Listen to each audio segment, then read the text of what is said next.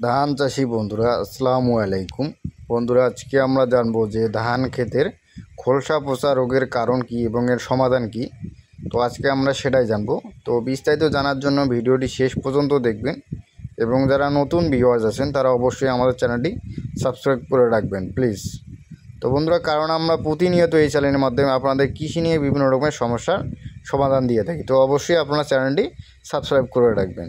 তো বন্ধুরা, এই যে শীষের ডগার দিকে যে মেন পাতাটা বা পতাকা পাতা ফেলাক পাতা আমরা যেটাকে বলি, তো এই পাতাটা দেখেন কীভাবে ঝলসে গেছে, বা এই যে দেখেন মানে পুড়ে যাওয়ার মতো ছোপ ছোপ দাগ হয়েছে।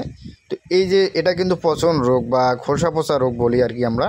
তো এই যে পচন রোগটা কখন আক্রমণ করে এবং এই পচন রোগের আক্রমণের কারণে কি কি সমস্যা হতে পারে এবং এর সমাধানটা কী বা কী স্প্রে করে আপনারা এটা সমাধান করবেন বা এটা দমন করবেন, তো আজকে আমরা সেটাই আজকে আমাদের মূল বিষয়।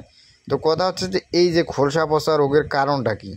তো এটা যখন আমরা দেখবেন যে যে জমিটাতে সবুজ মানে ধান বের হওয়ার পর মানে কাশছরের পর মানে বেশি পরিমাণে সবুজ থাকে বা ইউরিয়া বা নাইট্রোজেনের প্রয়োগের ফলে দেখবেন যে অনেক জায়গায় বেশি পরিমাণে এরকম সমস্যাটা হয়ে থাকে।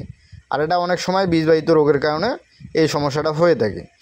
এই যে সমস্যার কারণে হয় কি, দেখবেন যে আপনার যখন শীষটা বের হবে তখন দেখবেন যে এই খোলসাটা মেন যে পাতাটা পতাকা পাতা বা ফ্ল্যাগ পাতা আমরা যাই বলি না কেন, এই পাতাটা এইভাবে ঝলসে যাবে। ঝলসে যাওয়ার সাথে সাথে দেখবেন যে মেন পতাকা পাতাটা বাঁকা হয়ে গেছে। বাঁকা হওয়ার সাথে সাথেই হবে কি, আপনার যে শীষটা আছে অনেক সময় এই শীষটা পুরোপুরি সাদা হয়ে যাবে এবং চিটাই হয়ে যাবে।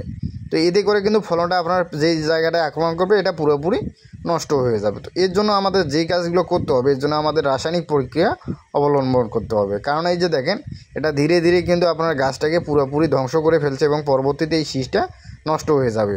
তো এই জন্য আমাদের যে ওষুধগুলো প্রয়োগ করতে হবে, এর জন্য আমাদের ভালো মানের ব্যাকটেরিয়ানাশক বা ছত্রাকনাশক নিতে হবে। তো এর জন্য আপনারা কী করবেন, এর জন্য আপনারা এমিস্টার টপ বা নাটিবো বা আপনারা অন্য কোনো কোম্পানির কীটনাশকও বা ছত্রাকনাশক আপনারা সুন্দরভাবে স্প্রে করে দেবেন। তো আপনারা চাইলে কিন্তু নাটিবো এই সময় যেহেতু ধান বেরোচ্ছে এই সময় চাইলে নাটিবো বা এমিস্টার টপ এই দুটি কিন্তু ভালো মানের ছত্রাকনাশক যে কোনো একটি বা অন্য কোনো কোম্পানির ওষুধও আপনারা ভালো মানের ওষুধ স্প্রে করে দিতে পারেন ছত্রাকনাশক।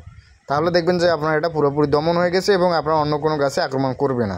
আর যদি আপনারা স্প্রে না করেন বা রাসায়নিক পরীক্ষা অবলম্বন না করেন তাহলে কিন্তু ধীরে ধীরে আপনার পুরো ধান খেতেটা ছড়িয়ে পড়বে এবং দেখবেন যে আপনার শীষগুলো সব সাদা হয়ে গেছে।